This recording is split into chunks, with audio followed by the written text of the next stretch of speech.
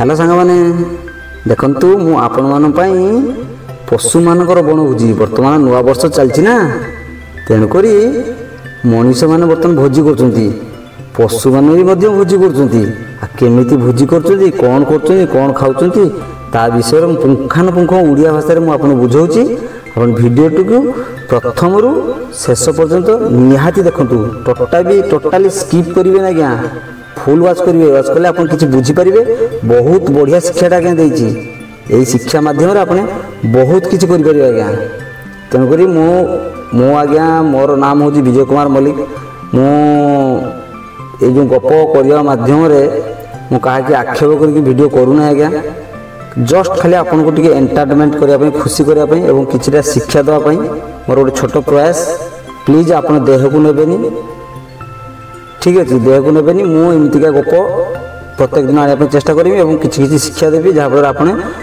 जीवन काल निहाती आप आवश्यक ठीक अच्छे भिडियो को प्रथम रु शेष पर्यटन देखु चलतु भिडियो को स्टार्ट करवा लेट्स स्टार्ट।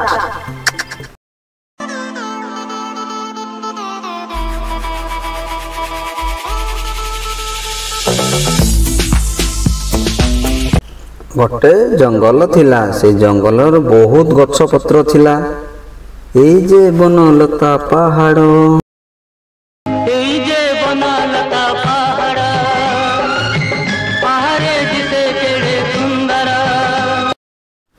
से जंगल रे बाघ भालू बिलुआ तीन सांग थिले से बेस खुशी थिले एमाने दिने कथा हो कथबार्ता कले जे फाइनाल कले चलुन मित्र दिने बनभोजी करवा बिलुआ प्रस्ताव देला बाघ कहला हाँ भल कथा चलो मिसिकी करवा भालू भी कहला हाँ ठीक अच्छे आम करवा एमती तीन जन कथा होउथुवा समय रे सिंह गछमूलू देखीदेला किए कि जंगलर राजा सिंह को मत न पचारि बनभोजी करने जाउछंती किए सेठी सेठू सिंह कहला किए तुम सब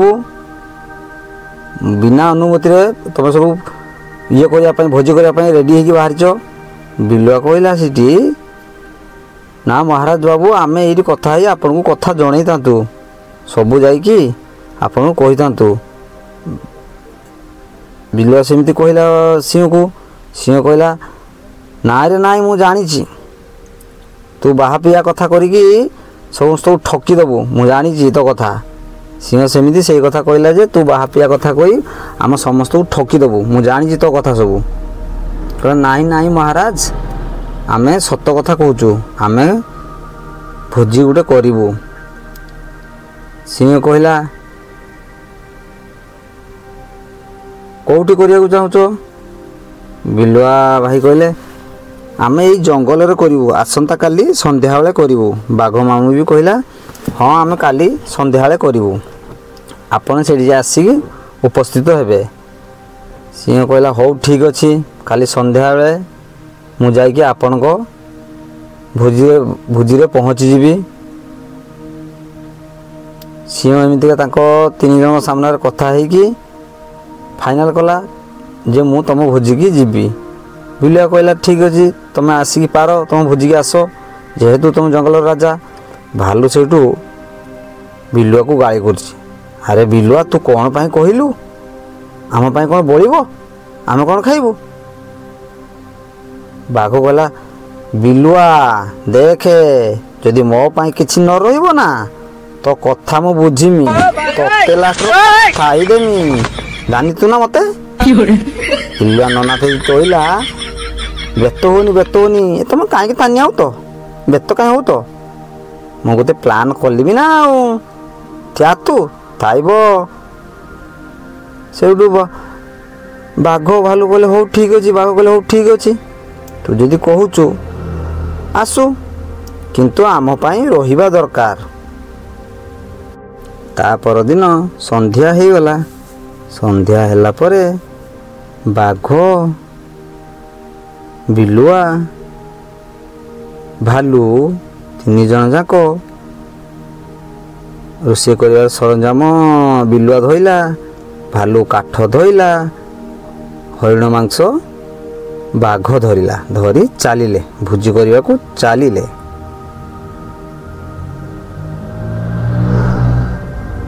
ଭୋଜି ପାଖରେ ଯାଇ ପହଞ୍ଚିଗଲେ, ଭୋଜି ପାଇଁ ବସେଇ ଦେଲେ।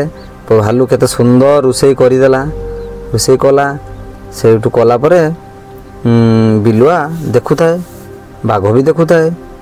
ଭାଲୁ କେତେ ସୁନ୍ଦର ରୋଷେଇ କଲା। ରୋଷେଇ କରିବା ଭିତରେ ସିଂହ ତା ପୁଅକୁ ଧରିକି ଚାଲିଲା, ସେଇ ଭୋଜି ପାଖକୁ ଚାଲିଲା। ଯାଇ ଭୋଜି ପାଖରେ ପହଞ୍ଚିଗଲା। ପହଞ୍ଚିଲା ବେଳକୁ ଦେଖିଲା, କେତେ ସୁନ୍ଦର ସ୍ୱାଦିଷ୍ଟ ଖାଦ୍ୟ ହେଇଛି। ସିଂହ ମହାରାଜର ତାଙ୍କ ପୁଅ କହୁଛି, ବାପା ବାପା ବାପା ଲୋ ବଲିଆ ହେଇତି, କେତେ ସୁନ୍ଦର ଲୁଥେଇ କରୁଛନ୍ତି ଦେଖିଲୁ, ବଲିଆ ଲାଗିବ। ଜଲ୍ଦି ଜଲ୍ଦି କହ ଦେବେ ଖାଇବା, ଖାଇ ଦେଇକି ପଳେଇବା। ତୁ ସିଂହ କହିଲା ଟିକେ ରହ ଟିକେ, ମୁଁ ଟିକେ ବିଲୁଆ ନନାକୁ ଟିକେ ପଚାରେ। ବିଲୁଆକୁ ପଚାରିଲା, ଆରେ କ'ଣ କରୁଛୁ, ହେଲାନି ନା ନାହିଁ, ଜଲ୍ଦି ଆମକୁ ଦେ, ଆମ ବାପ ପୁଅକୁ ଦେ, ଆମେ ଖାଇ ଦେଇକି ଯିବୁ। ବିଲୁଆ ସିଂହ କାନରେ ଯାଇକି କହିଲା, ସିଂହ ମହାରାଜ ତୁମେ ତ ଆସିଲ, ତୁମ ପୁଅକୁ କାହିଁକି ଆଣିଲ? ଏତେ କଷ୍ଟରେ ରାସ୍ତାରେ ଚଲେଇ ଚଲେଇ ଆଣିଲ, ତୁମେ ଆସିଲା ପରେ ମୁଁ ତୁମକୁ କିଛି ଖାଦ୍ୟ ଦେଇ ଦିଅନ୍ତେ, ତାକୁ ନେଇ ଘର ଖାଇଥାନ୍ତ। ସିଂହ ମହାରାଜ କହିଲା, ହେ ତୁ ଜାଣିନି, ମୁଁ ଜାଣିଛି ତୋ କଥା, ତୁ ଖାଇବା ବାଢ଼ ଆମ ପାଇଁ। ଦେଖ ସେଇଠୁ ବିଲୁଆ ନନା ଖାଇବା ବାଢ଼ିଦେଲା। ସେଇଠୁ ସିଂହ ତାର ଛୁଆ 2 ଜଣ ଯାକ ମନ ଭରି ପେଟେ ଲେଖା ଖାଇଲେ। ଏତେ ଯେ ଖାଇଗଲେ, ଆଉ ମାଂସ ମାତ୍ର 4 ପିସ୍ ରହିଲା, ହଣ୍ଡାରେ ମାତ୍ର ଆଉ 4 ପିସ୍ ରହିଲା। ସବୁ ଖାଇଦେଲେ, ପେଟେ ଖାଇଦେଲେ। ଆଉ ଖାଇ ଖୁଆ ଦେଲି, ସିଏ ତାଙ୍କ ବାଟର ପଳେଇଗଲେ। ବାଘ ବିଲୁଆକୁ ଏପଟକୁ ଡାକି କହିଲା, ଦେଖିଲୁ ତ କ'ଣ ହେଲା, ଆମ ପାଇଁ କ'ଣ ରହିଲା, ମାତ୍ର 4 ଗୋଟି ମାଂସ ରହିଲା। କିଏ ଖାଇବ କାକୁ, ମୁଁ ଖାଇବି ନା ସିଏ ଖାଇବ? ଭାଲୁ କହିଲା, ହଁ ବାଘ ସାଙ୍ଗ, ଦେଖିଲେ ତ ମୁଁ କହୁଥିଲି ନା, ଏସବୁ ବିଲୁଆର ଏମିତିକା ସବୁ ଚକ୍ରାନ୍ତ। ଏମିତିଆ କରିକି 2 ଜଣ ଯାକ ରାଗିଗଲେ ବିଲୁଆ ଉପରେ, ପ୍ରବଳ ଜୋରରେ ରାଗିଗଲେ। ବିଲୁଆ ସେଠି କହୁଛି, ଟିକେ ରହୁନ, କାହିଁକି ତମେ ବ୍ୟସ୍ତ ହଉଛ? ମୁଁ ଗୋଟେ ବୁଦ୍ଧି ପ୍ରୟୋଗ କରିଛି ନା। ଆଉ କ'ଣ ବୁଦ୍ଧି ପ୍ରୟୋଗ କରୁଛୁ କହିଲୁ ଦେଖି? କହିଲା, ମୁଁ ଯେତେବେଳେ ଖାଇବା ବାଢ଼ୁଥିଲି ନା ସିଂହକୁ, ସିଂହ ତା ଛୁଆକୁ କହୁଥିଲା, କହିଲା ଦେଖ ସେପଟ ଜଙ୍ଗଲରେ ନା ବହୁତ ହରିଣ ଅଛନ୍ତି, ସେ ହରିଣ ସବୁ ଆଣିକି ଏମାନେ ଖାଉଛନ୍ତି, ଆମେ ବି ଯିବା ଖାଇବା। ତେଣୁକରି ତମେ ମାନେ ବ୍ୟସ୍ତ ହୁଅନି, ତମେ ଟେନସନ୍ ହୁଅନି, ତମେ ଯାଅ ଗାଧେଇକି ଆସ। ଗାଧେଇକି ଆସିଲା ପରେ ମୁଁ ସେପଟ ଜଙ୍ଗଲରୁ କିଛି ଶିକାର କରିଥିମି, ଶିକାର କରିକି ଆଣିକି ରୋଷେଇ କରିଦେଇଥିମି। ଗାଧେଇକି ଆସିଲେ ସମସ୍ତେ ମିଶିକି ଖାଇବା। ଆଉ ବାଘ ଆଉ ଭାଲୁ ବିଲୁଆର କଥା ଶୁଣି ଭାରି ଖୁସି ହେଇଗଲେ, ଯାହା ହଉ ଆମକୁ ତାହେଲେ ଅନେକ ମାଂସ ମିଳିବ। ଆଉ ସେ କଥା ଶୁଣି ସିଏ ତାର ଗାଧେଇବା ପାଇଁ ପୋଖରୀକି ଚାଲିଲେ, ଜଙ୍ଗଲରୁ ଗାଧେଇବା ପାଇଁ ବାହାରିଗଲେ। ଆଉ ଏପଟେ ଚତୁର ବିଲୁଆ ତାଙ୍କୁ ପଠେଇ ଦେଇ ଯୋଉ 4 ଖଣ୍ଡ ମାଂସ ଥିଲା ନା, ସେଇ 4 ଖଣ୍ଡ ମାଂସକୁ ମନ ଭରିକି ଖାଇଦେଲା, ପେଟ ଭରି ଖାଇଲା। ଖାଇଖୁଆ ସାରିକି ତାର ଜଙ୍ଗଲକୁ ଚାଲିଲା, ଜଙ୍ଗଲକୁ ପଳେଇଲା। ବିଲୁଆ ମାଂସ ଖାଇଲା ବେଳେ ମୂଷା ଏସବୁ ଗୋଟେ ବୁଦା ମୂଳରେ ରହି ଦେଖୁଥିଲା, ସବୁ ଦେଖିଲା। କହିଲା, ଆଚ୍ଛା ଏତେ ତୁ ଚାଲାକ ନା, ତାଙ୍କୁ ଗାଧେଇବାକୁ ପଠେଇ ଦେଇ ତୁ ଏପଟେ ମାଂସ ଖାଇ ଦେଇକି ଚାଲିଲୁ। ମୂଷା ଯାଇକି ବାଘ ଭାଲୁ ଯୋଉ ଆସିଲେ ତାଙ୍କ ଆଗରେ ସବୁ ସତ କଥା କହିଦେଲା। ଦେଖ ଭାଇ, ତମେ ଜାଣିନ, ତମେ ଗାଧେଇବାକୁ ପଳେଇଲ, ଇଏ ତାର ଏପଟେ ମାଂସ 4ଟା ଖାଇକି ତାର ମନ ଖୁସିରେ ଜଙ୍ଗଲକୁ ପଳେଇଲା। ବାଘ ପ୍ରଚୁର ରାଗିଗଲା, ମୁଁ ସେ ବିଲୁଆକୁ ଖାଇଦେବି ଆଜି, ଚାଲ ଭାଲୁ ତାକୁ ଖାଇଦବା। ଭାଲୁ କହିଲା, ରୁହ ସାଙ୍ଗ, ଜମା ରାଗନି, କାରଣ ସିଂହକୁ ସେ ଖାଇବାକୁ ଦେଇଛି ନା, ସିଂହ ତା ପଟିଆ ହେଇଯାଇଛି, ବର୍ତ୍ତମାନ ଏଇ ଯୋଉ ମୂଷା ନାହିଁ, ମୂଷା ତ ପ୍ରତ୍ୟକ୍ଷଦର୍ଶୀ, ସେ ଦେଖିଛି। ତାକୁ ସାଙ୍ଗରେ ନେଇ ସିଂହ ପାଖରେ ଯାଇ ପହଞ୍ଚିବା। ସିଂହ ରାଜାକୁ କହିବା ଆର ଗୋଟେ କିଛି ସମାଧାନ କର, ଯେ ଆମେ ପିକନିକ କଲେ ସବୁ ବିଲୁଆ ଖାଇକି ପଳେଇ ଆଇଲା। ମୂଷା, ଭାଲୁ, ବାଘ 3 ଜଣ ଯାକ ଆସି ସିଂହ ପାଖରେ ସେଇ କଥା ସବୁ କହିଲେ। କହିଲା ପରେ ସିଂହ କହିଲା, ସିଂହର ତାର ମନ୍ତ୍ରୀ କିଏ? ଠେକୁଆ। ସିଂହ ତ ରାଜା ନା, ସେ କ'ଣ ଆଲୋଚନା କରିବ କି? ମନ୍ତ୍ରୀ କି ଦେଇଦେଲା ଦାୟିତ୍ୱ, ତମେ ଠେକୁଆ ପଚାର ସମସ୍ତଙ୍କୁ, ବୁଝ। ଠେକୁଆ ସମସ୍ତଙ୍କୁ ଗୁଟି ଗୁଟି କରି ପଚାରିଲା। ପଚାରିଲା ପରେ ସେ ଜାଣିବାକୁ ପାଇଲା ଯେ ବିଲୁଆ ହିଁ ସବୁ ଭୁଲ କରିଛି ଏବଂ ସବୁ ଖାଇ ଦେଇଛି। ତାପରେ ଠେକୁଆ ସେ ବହୁତ ଚିନ୍ତା କଲା ପରେ ଗୋଟେ ବୁଦ୍ଧି ଉପାୟ ପାଞ୍ଚିଲା ପରେ ତାଙ୍କ ସମସ୍ତଙ୍କୁ, ବାଘ, ଭାଲୁ, ମୂଷା ଆଉ ଠେକୁଆ ସମସ୍ତଙ୍କୁ ଗୋଟେ ନଦୀ କୂଳକୁ ନେଇକି ଗଲା। ଗୋଟେ ପାତ୍ର ଆଣିଲା, ଥାଳିଟେ ଆଣିଲା, ସମସ୍ତଙ୍କୁ ନେଇକି ଗଲା।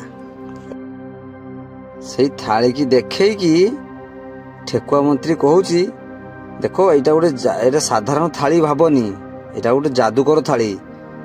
ଯିଏ ମିଛ କହୁଥିବ ଏ ଥାଳି ବୁଡ଼ିଯିବ, ତମେ ପାଣିରେ ବୁଡ଼ିକି ମରିବ ଲାଷ୍ଟ। ସେ କହିଲା ହଉ। ତ ସମସ୍ତେ କହିଲେ ହଉ, ତାହେଲେ କ'ଣ କରିବା? ସେଇ ଥାଳିର ମୂଷାଟାକୁ ଫାଷ୍ଟ ବସେଇଲା। ଦେଖିବା ମୂଷା ମିଛ କହୁଛି ନା ସତ କହୁଛି। ମୂଷା ତାର ସତ କହୁଥିଲା, ସେ ଥାଳି ତାର ବୁଡ଼ିଲା ନାହିଁ, ସେ ଆରାମସେ ବୁଡ଼ିଲା। ତାପରେ ପଡ଼ିଲା ବିଲୁଆର ପାଳି। ଯେ କ୍ଷଣି ବିଲୁଆ ସେ ଥାଳିରେ ବସିଲା, ସେ ଥାଳି ତାର ମନକୁ ମନ ବୁଡ଼ିଗଲା ପରେ ବିଲୁଆ ଚିତ୍କାର କଲା, ମତେ ବଞ୍ଚାଅ, ମୋର ଭୁଲ ହେଇଛି, ମତେ କ୍ଷମା କରିଦିଅ, ମତେ ବଞ୍ଚାଅ ପ୍ଲିଜ ସାଙ୍ଗ, ମତେ ବଞ୍ଚାଅ। ସେଇଠୁ ବାଘ, ଭାଲୁ ତାଙ୍କ ହୃଦୟ ଟିକେ ତରଳିଗଲା। ଯେହେତୁ ତାଙ୍କ ଘନିଷ୍ଠ ବନ୍ଧୁ ଥିଲା, ସେ ପାଣିକି ଗଲେ, ତାଙ୍କୁ ବଞ୍ଚେଇଲେ, ବିଲୁଆକୁ ବଞ୍ଚେଇକି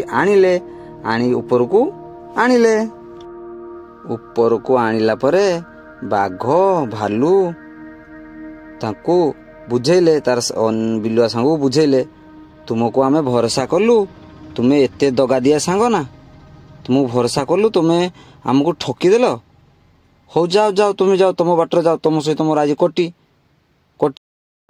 ହ୍ୟାଲୋ ସାଙ୍ଗମାନେ, ଏଇ ଗପରୁ ଆମେ କ'ଣ ଶିଖିବାକୁ ପାଇଲେ? ଏଇ ବିଲୁଆ, ଭାଲୁ, ବାଘ ମାଧ୍ୟମରେ ଆମେ କ'ଣ ଶିକ୍ଷା ଗ୍ରହଣ କଲେ? ଦେଖନ୍ତୁ, ଏଇଠି ଆମେ ଶିଖିବାକୁ ପାଇଲେ ଯେ ଆମେ ଯାହା କହିଥିବା ତାହା କରିକି ଦେଖେଇବା। ଯଦି କରିବାନି, ଆମେ କହିବା ନାହିଁ, କଥା ଦେଇ କଥା ରକ୍ଷା କରିବା। କାରଣ ତୁମକୁ ଘନିଷ୍ଠ ସାଙ୍ଗ, ବନ୍ଧୁ ଭାବି ଭରସା କରିଥିଲେ, ତୁମେ ତାଙ୍କ ଭରସାଟା ତୁଟେଇ ଦେଲ, ଭରସା ରଖିଲନି। ଆଜ୍ଞା, ଏମିତିଆ କଲେ ଭଲ ନୁହଁ। କାରଣ ଯଦି ବାଘ, ଭାଲୁ ପାଖରେ ଖାଇବାକୁ କିଛି ନଥାନ୍ତା, ସେ ବଡ଼ ପଶୁ ନ ହୋଇଥାନ୍ତେ, ତାହେଲେ କ'ଣ କରିଥାନ୍ତେ? ସେ ତ ମରିଯାଇଥାନ୍ତେ। ଏମିତିକା କାହାକି ଠକିବା କଥା ନୁହଁ। କାରଣ ଏମିତି ତମେ କାହାକୁ ଠକିଲେ ନା, ଭଗବାନ ନିଶ୍ଚୟ ତମକୁ ଠକିବେ। ତେଣୁକରି ଏମିତିକା ଭୁଲ କେବେ ବି କରିବ ନାହିଁ। এই ଗପରୁ ଆମେ ଜାଣିବାକୁ ପାଇଲେ ଯେ ଆମେ ଯେତିକି ପାରିବା ଲୋକଙ୍କୁ ସାହାଯ୍ୟ କରିବା, ଯେଉଁଟା ନ କରିପାରିବା ସେଇଟା କହିବା ନାହିଁ। କହିକି ଆମେ ଅପମାନ, ନିନ୍ଦା ହେବା ନାହିଁ। କାରଣ ଆମେ ଜଣକୁ ଠକିଲେ ଆମକୁ ଭଗବାନ ଠକିବ। ଏମିତିକା ଗପ କାହାଣୀ ମାଧ୍ୟମରେ କିଛି ଶିକ୍ଷା ଗ୍ରହଣ କରିବାକୁ ଚାହୁଁଥିଲେ ମୋ ଚ୍ୟାନେଲକୁ ନିହାତି ସବସ୍କ୍ରାଇବ୍ କରିକି ଅଲ୍ ନୋଟିଫିକେସନ୍ ଅନ୍ କରିଦିଅନ୍ତୁ ଏବଂ ସାଙ୍ଗମାନଙ୍କୁ ସେୟାର କରିବାକୁ ଜମା ବି ଭୁଲନ୍ତୁନି। ସେମାନେ ବି କିଛି ଶିକ୍ଷା ଗ୍ରହଣ କରିବେ ଆଜ୍ଞା। ଯାହାଫଳରେ ମୁଁ ଯେଉଁ ଭିଡ଼ିଓ ପୋଷ୍ଟ କରିବି ନା, ଆପଣ ସର୍ବପ୍ରଥମେ ପାଇବେ, ମୋ ସାଙ୍ଗମାନେ ମଧ୍ୟ ପାଇବେ। ପାଇଲା ପରେ ବହୁତ ଏନ୍ଜୟ କରିବେ ଏବଂ କିଛି କାମରେ ଲଗାଇବେ, କିଛି ଆଗକୁ ଯିବେ, ସବୁ ସମସ୍ୟାର ଦୂର କରିବେ। ରହିଲି। ଜୟ ଜଗନ୍ନାଥ, ଜୟ ଶ୍ରୀରାମ, ନମସ୍କାର, ହର ହର ମହାଦେବ।